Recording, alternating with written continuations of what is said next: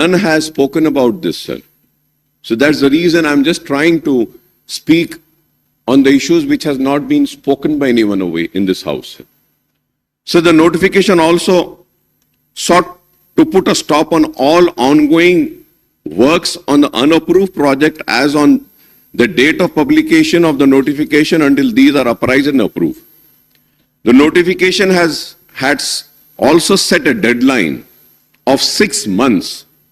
The date of publication of the notification for the state government to obtain appraisal and approval of all the unapproved project, whether completed or ongoing. If approvals are not obtained within the stipulated 6 months, this is very important. If approvals are not obtained within the stipulated 6 months, such completed unapproved project would cease to operate. I would like the Honorable Minister to kindly give a clarification on these, sir.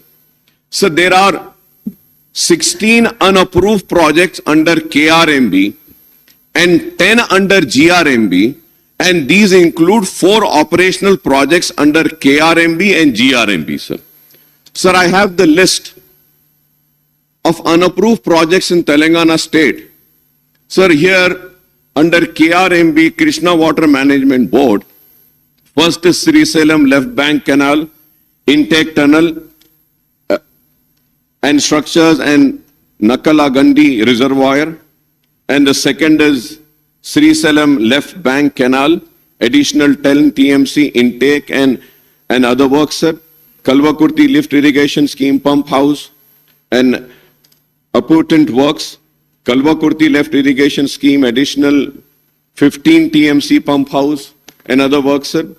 And then so on, sir. I have the complete list, sir.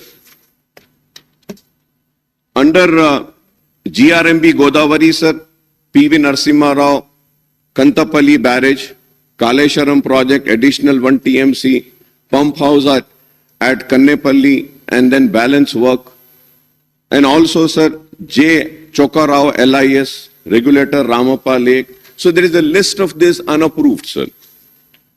So there are 16 unapproved projects under KRBM, I repeat once again, sir, and 10 under GRMB, and these include 4 operational projects, each under KRMB and GRMB, sir. I would like to know what is the present status of these unapproved projects, including operational and ongoing, and the outlay incurred on them so far, and the allocation required for their completion, sir. This is very important, sir, because I have been asking this repeatedly for the last 10 years, but the government never gave a clear answer to this. I hope that this government would give me the answer, and I want to repeat my question once again, is that what is the present status of these unapproved projects, including operational and ongoing, and the outlay incurred on them so far, and the allocation required for the completion? And what would be the impact of these unapproved projects? And what will happen if these projects are not approved? Now that we know that a tribunal is being constituted, so we can go to the tribunal and we can file, and also we can settle all the issues and resolve all the issues. At the same time, the important thing is that the government needs to see that whether the tribunal will approve this unapproved projects also or not, and the amount spent on that will be recovered. How are we going to recover that? Sir, at the same time, sir, the notifications were to come into force with effect from 14th day of October 2021, and the KRNB and GRMB were expected to take over the administration, operation and maintenance and regulation of operational irrigation projects, sir. The staff, plant, machinery, equipment, stores and office premises, and all the records of operational projects on the 2 river systems would come under the jurisdiction of their respective boards. Also, the Central Industrial Security personnel would be deployed on security duty at the operational irrigation projects under the 2 river boards. Sir, the PSC which I had chaired had also noted that the Telangana government made its plea before the Krishna Water Dispute Tribunal 2 KWDT2, known as Brijesh Kumar Tribunal, for allocation of 771 TMC of Krishna waters for its in-basin drought-prone areas, sir. Sir, I would like to remind my honorable learned friend, Mr. Sridhar Babu, sir. Sir, when we were discussing all these issues in the Public Accounts Committee, the then Principal Secretary came on record and said that, sir, the government also never discussed so much the way the PSC is discussing. So we had shown our concern over this issue, for which the resolution is being moved, sir. Then only, sir. But it is so unfortunate that in spite of showing our concern and also making it known to the officials that this is a very important issue, and it wasn't addressed.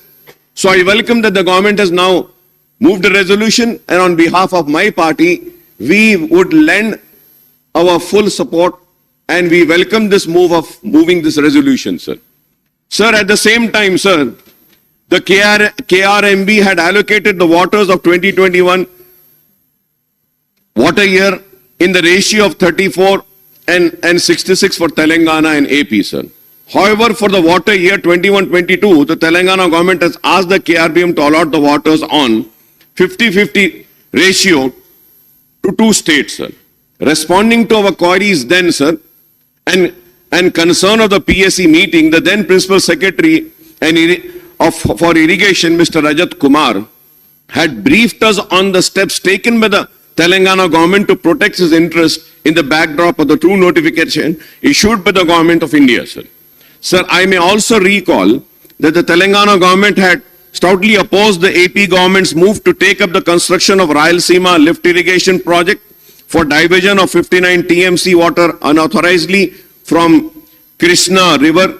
Now, Honorable Irrigation Minister Jawab Uttam Kumar Reddy Sahab, after moving the resolution, has given a detailed presentation on the issue, which I have seen, sir. He says that the then government in Telangana has agreed to the grossly unfair ratio of water sharing between the two states, that is 299 TMC of Telangana and 512 TMC of AP out of 811 TMC, sir. So the ratio works out to approximately 37 and 63, and to be more precise, 36.86 and 63.14 for Telangana and AP, sir. If I am wrong, I may be corrected, sir. So the previous government had sought the sharing in 50-50 ratio, but the KRNB gave its order ignoring Telangana's pleas. The Irrigation Minister Sahab had referred to the incident on the night of 29/11/2023, that is a few hours before the polling for Telangana Assembly, wherein the government of AP, by sending AP special police personnel, forcibly took over the control of the right side of the Nagarjuna Sagar Dam, which was still under the control of Telangana. Subsequently, the central government stepped in and sent CRPF personnel to remove the AP police. We support the government resolution, which resolves that the government of Telangana shall not hand over the control of common projects of KRMB unless the condition put forth by the state has been fulfilled. So the resolution has spelled out the conditions of water sharing between the two states on the basis of catchment area, drought-prone area, basin population, and cultivable area, sir. So other conditions include that the in-basin needs shall be met first on priority as per KWDT1, sir. So the key condition is that the state shall be permitted to carry over water to the next year as per KWDT1. Another stipulation is that unauthorized construction of projects, expansion, new components, diverting Krishna water to outside basins shall not be permitted strictly unless approved by the Central Water Commission or Ministry resources. Sir, I may, Honorable Panel Speaker, sir, I may point out that the allocation of 811 TMC of both AP and Telangana together under the KWDT1 includes the share of Krishna water to flow down from upstream Karnataka, that is Upper Krishna and Alamati Dam, into Jurala project, and thereafter to Sri Salam and Nagarjuna Sagar. So the share of 811 TMC also includes the water that flows into the river Krishna from catchment area of rivers in Telangana and AP. Again, I say that if I'm wrong, I may be corrected, sir. Hence, if there is deficit of rainfall during monsoon in Maharashtra and Karnataka or in the catchment area of Telangana or AP, we may face the water crunch in the Krishna and the Srisalam and Nagarjuna Sagar dams. So Karnataka now proposes to build another dam upstream.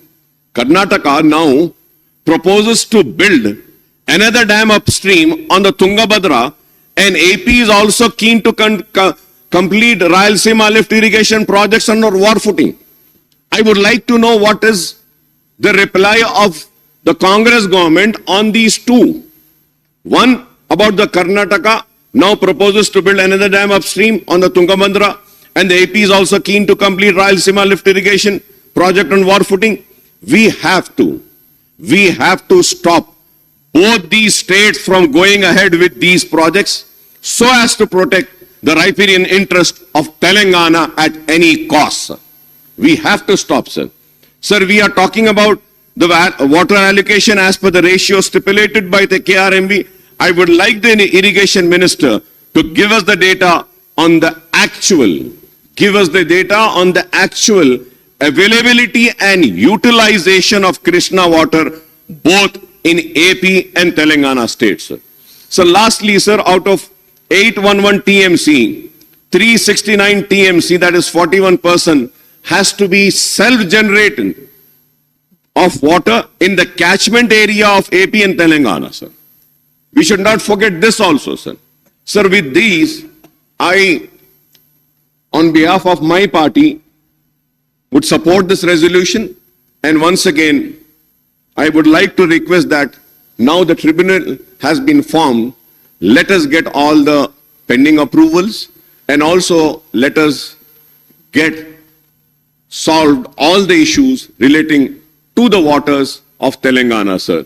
तो मैं आपका शुक्रिया अदा करता हूं, आपने जो मौका दिया है और मेरी पार्टी की तरफ से मैं हुकूमत के रेजोल्यूशन को सपोर्ट करता हूं. Speaker, just take for a preliminary reply to the Honorable MIM floor leader Akbaruddin Garu.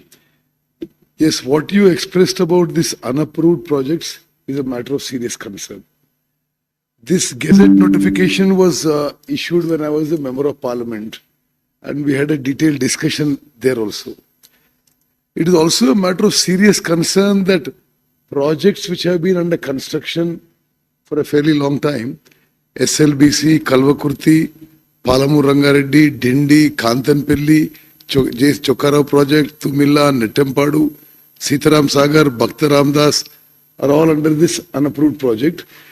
Yes, significant funds have been spent, and as far as the progress in the way forward, Honorable Chief Minister and myself went to the Jal Shakti Minister immediately after we were sworn in, and we have requested specifically for hydrology clearance for these projects. Akbar Sahab, the main issue in these projects was there is no proper CWC clearance and water allocation.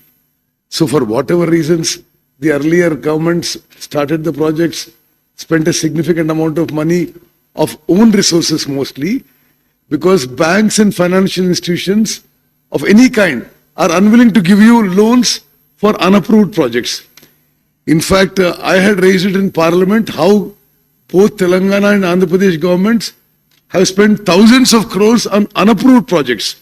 No exact figures I'll send you, but it is our endeavor to first, basically projects like Palamur Rangareddy, the central minister had assured us that of the 90 TMC that we asked and we applied to CWC, at least 45 TMC they would approve to us on a fast track basis. Then Kalvakurti, Dindi, Nettempadu, these are all projects which have been going on for some time, and since there is no water allocation, they come in the unapproved list. Now, definitely we are working on this, and about the funds spent and what is yet to be spent, I'll send you a detailed note. Now about the water allocation, you must have been following the debate from the morning. The earlier government agreeing to a share of 299 for Telangana and 512 for Andhra Pradesh is something that we disagree. Totally disagree, and I think they started off on a wrong foot and have placed future claims also in jeopardy. So whatever excuse they can give now, it was a wrong way to go about it, because we thought we should have started with a much higher claim. After several years of their accepting 299, 512, couple of years back, 2-3 years back, they started saying, we want 50-50 water share. Like you rightly said, catchment area and all that is, if there's a criteria, we should be getting more than 50% also. Now, I'll also try and respond to you in writing on all this. About Rayalaseema lift irrigation scheme and the proposed Karnataka project in Tungabhadra, we are bitterly opposing both, legally and every way. Definitely, we will take it up seriously. Thank you.